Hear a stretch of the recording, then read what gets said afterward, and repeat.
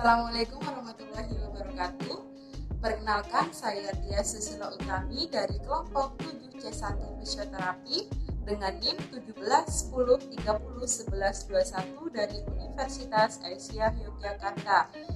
Di video kali ini saya akan membahas tentang standar pelayanan praktek fisioterapi di rumah sakit. Ada 4 poin penting yang akan saya bahas. Yang pertama tentang landasan-landasan hukum praktek fisioterapi di rumah sakit. Yang kedua, pembahasan tentang STR, SIP, sistem kredensial, dan jati diri fisioterapi. Yang ketiga, sistem pelayanan fisioterapi di masa pandemi COVID-19. Dan yang keempat, tentang cita-cita karir fisioterapi untuk kedepannya. Baik, langsung saja.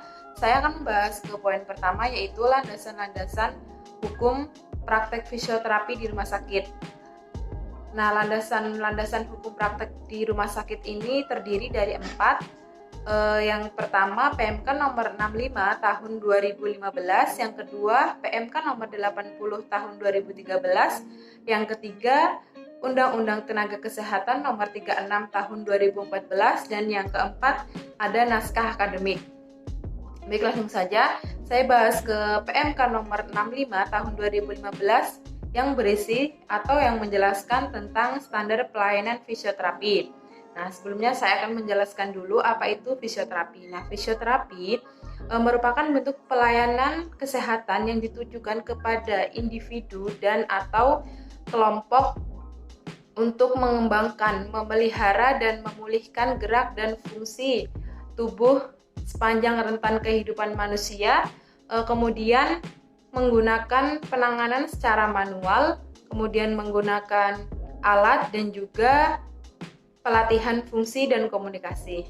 Nah, lalu untuk penyelenggaraan fisioterapi sendiri itu dapat dilakukan di puskesmas, rumah sakit umum, rumah sakit khusus, dan juga praktek mandiri. Lalu untuk pelayanannya yaitu meliputi yang pertama assessment, yang kedua penegakan diagnosis, yang ketiga perencanaan intervensi, yang keempat ada intervensi, yang kelima evaluasi, yang keenam melakukan edukasi, dan yang ketujuh melakukan dokumentasi.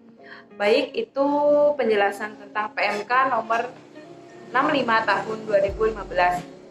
Selanjutnya yaitu PMK nomor 80 tahun 2013. Nah, di PMK ini menjelaskan tentang yang pertama itu bahwa lulusan seorang fisioterapi itu harus mempunyai STR.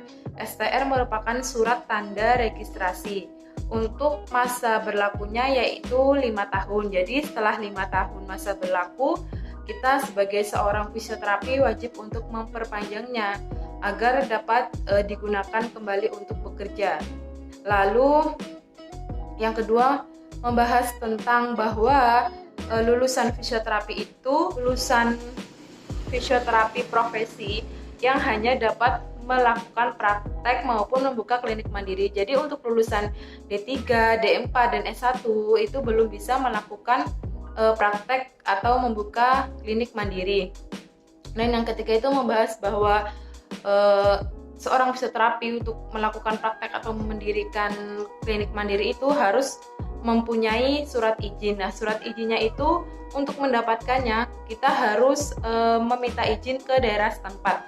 Misalkan saya berada di Kabupaten Kebumen. Nah, saya harus meminta izin ke Dinkes yang berada di Kabupaten Kebumen, seperti itu.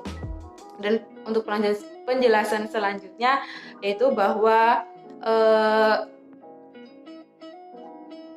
terkait peraturan PMK nomor 80 tahun 2015, jadi bahwa fisioterapi itu hanya dapat bekerja di dua tempat atau 2 klinik. Nah, itu penjelasan tentang PMK nomor 80 tahun 2013.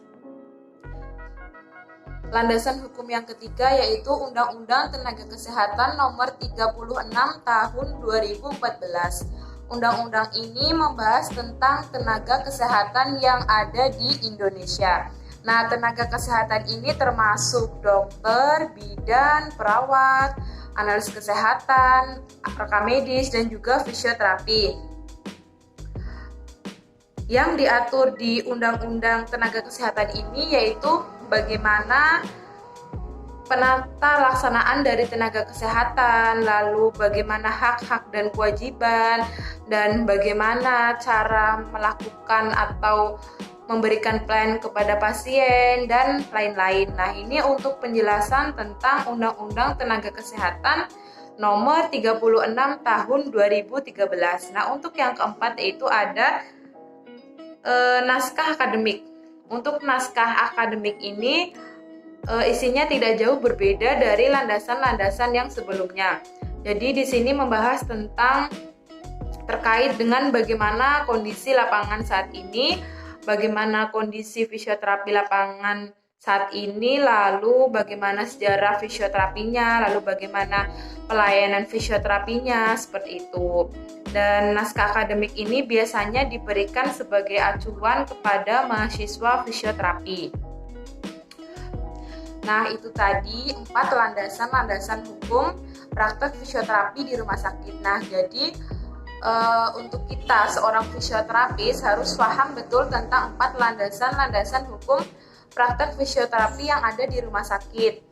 Jadi untuk kesimpulannya, fisioterapi bukan bawahan dari dokter rehabilitas medik, karena fisioterapi itu merupakan profesi yang berdiri sendiri sehingga mampu untuk melaksanakan, dan pelaksanaannya itu sendiri tanpa adanya perintah dari atasan atau dokter rehabilitas medik seperti itu. Jadi selanjutnya kita masuk ke poin 2, yaitu pembahasan tentang STR, SIP, sistem kredensial, dan jati diri fisioterapi. Yang pertama yaitu ada STR. STR ini seperti yang sudah saya jelaskan tadi, bahwa STR merupakan surat tanda registrasi yang wajib dimiliki oleh lulusan seorang fisioterapi untuk bekerja. Nah, masa berlaku STR ini selama 5 tahun. Jadi setelah 5 tahun kita harus memperpanjang lagi. Dan yang kedua di sini ada SIP. SIP merupakan surat izin praktek. Nah, surat izin praktek ini wajib dimiliki oleh lulusan fisioterapi juga. Jadi untuk satu STR itu dapat digunakan 2 SIP. Maksudnya misalkan saya seorang fisioterapi, terus saya sudah mempunyai STR. Nah, STR itu dapat saya gunakan dalam 2 klinik maupun 2 tempat praktek seperti itu. Jadi satu STR itu berlaku di 2 tempat praktek. Untuk selanjutnya yaitu sistem kredensial. Nah, sistem kredensial ini akreditasinya hanya dilakukan 2 tahun sekali oleh pengurus IMVI setempat. Jadi setiap 2 tahun sekali itu harus melakukan akreditasi, dilakukan akredensial selama 2 tahun sekali dengan poin 1 yaitu artinya tidak berkompetensi, lalu poin 2 yaitu berkompetensi dengan supervisi, dan yang ketiga itu berkompetensi full. Nah, selanjutnya yaitu jati diri fisioterapi. Nah, apa sih jati diri fisioterapi itu? Nah, jati diri fisioterapi itu yang seperti sudah saya jelaskan tadi, bahwa fisioterapi merupakan bentuk pelayanan kesehatan yang ditujukan kepada individu dan atau kelompok untuk mengembangkan, memelihara, dan memulihkan gerak dan fungsi tubuh sepanjang rentang kehidupan manusia. Kemudian dengan menggunakan penanganan secara manual, kemudian menggunakan alat dan juga pelatihan fungsi dan komunikasi. Jadi itu untuk jati diri seorang fisioterapi. Jadi bahwa fisioterapi itu bukan bawahan dari dokter medis atau rehab. Jadi fisioterapi itu bekerja secara mandiri. Untuk poin ketiga yaitu standar pelayanan fisioterapi di masa pandemi COVID-19 ini. Bagaimana sih kita sebagai seorang tenaga kesehatan atau fisioterapi tentunya untuk melakukan pelayanan kesehatan di masa pandemi ini? Nah, di sini sesuai dengan standar pelayanan, di sini menggunakan PMK nomor 65 tahun 2015 yang dimana peraturannya tuh masih sama. Ada sedikit perbedaan, yaitu di APD-nya itu berbeda. Lalu penggunaan APD ini penerapannya digunakan untuk profesi-profesi seperti dosen, lalu tenaga kesehatan, di rumah sakit yang bekerjanya di rawat jalan, rawat inap maupun bangsar. Nah, APD ini diantaranya ada apson, penutup mata, sepatu boot, sarung tangan, ada masker bedah, ada kacamata atau bukel, dan pelindung kepala. Selain APD, yang perlu diperhatikan adalah kita juga harus memperhatikan kebersihan. Nah, kebersihannya terutama yaitu kita selalu mencuci tangan. Nah, selanjutnya yang perlu diperhatikan juga, kita jangan sering-sering atau tidak boleh menyentuh bagian wajah, karena seperti yang kita ketahui bahwa virus COVID-19 itu penularannya yang sangat cepat melalui pernafasan seperti mulut maupun hidung.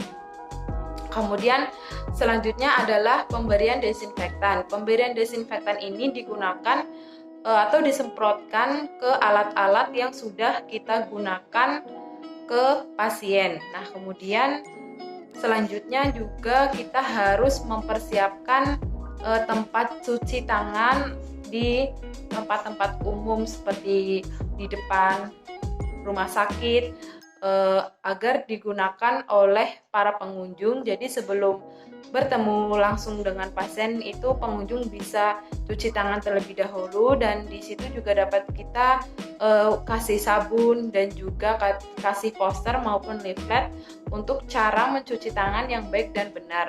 Selain itu kita juga dapat memberikan hand sanitizer di ujung-ujung ruangan rumah sakit agar bisa digunakan oleh para pengunjung dan kita sebagai tenaga kesehatan juga ikut menggunakannya.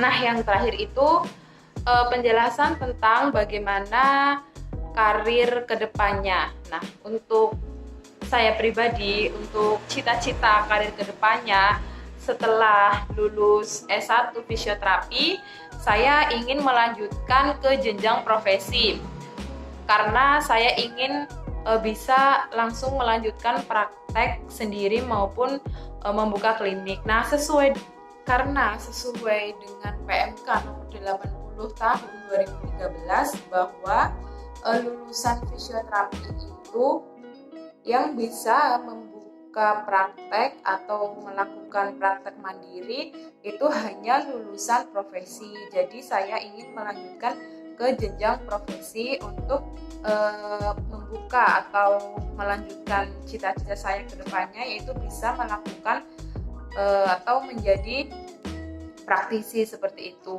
Nah, jadi insya Allah saya akan melanjutkan ke jenjang profesi. Baik, itu tadi 4 poin penting yang sudah saya jelaskan. Semoga bermanfaat untuk kalian semua, dan kurang lebihnya saya mohon maaf apabila di dalam pembuatan video atau penyampaian materi ada banyak salah maupun tutur kata yang tidak berkenan. Saya mohon maaf. Saya akhiri. Wassalamualaikum warahmatullahi wabarakatuh.